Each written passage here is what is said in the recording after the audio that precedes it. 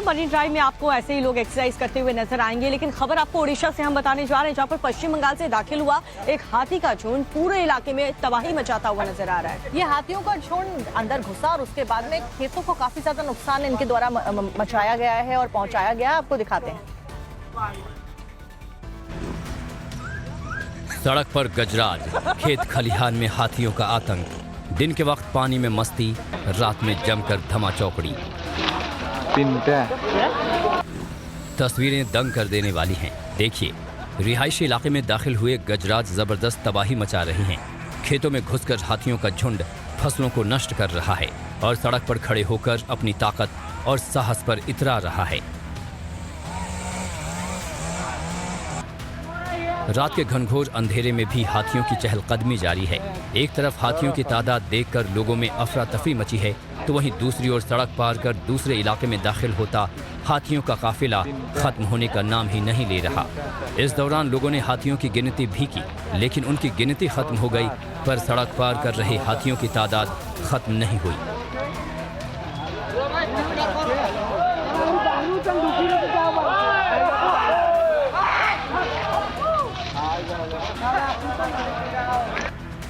सड़क और खेत खलिहान में अड्डा जमाने वाले गजराजों की ये तस्वीर ओडिशा के मयूरभंज से सामने आई है, जहां करंजिया गांव में हाथियों ने जबरदस्त उत्पात मचा रखा है, जिसके चलते स्थानीय लोगों के अंदर डर और भय का माहौल है।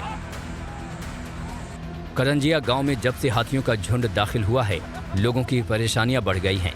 दिन के समय हाथी किसी भी खेत में घुस जाते हैं और फसलें नष्ट कर देते हैं।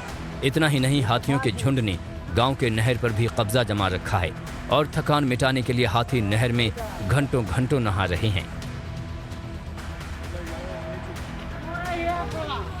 बताया जा रहा है कि मयूरभंज के वारीपदा और करंजिया इलाके में पश्चिम बंगाल से छोटे बड़े मिलकर कुल 121 हाथियों का झुंड दाखिल हो गया है, जिसके चलते स्थानीय लोगों के साथ साथ वन विभाग के कर्मचारियों की भी परेशानी बढ़ गई है। यहाँ के लोग इसलिए भी परेशान हैं कि दिन होते ही हाथियों का काफिला बारीपदा, करंजिया, नुआगां, डिबिशाही और हाथी दांडी की खेतों में टूट पड़ता है और धान की फसलों की दावत उड़ाते हैं। इस दौरान लोग जब इन हाथियों को भगाने की कोशिश करते हैं तो हाथी इन पर हमलावर हो जाते हैं और लोगों को खदेड़ देते हैं।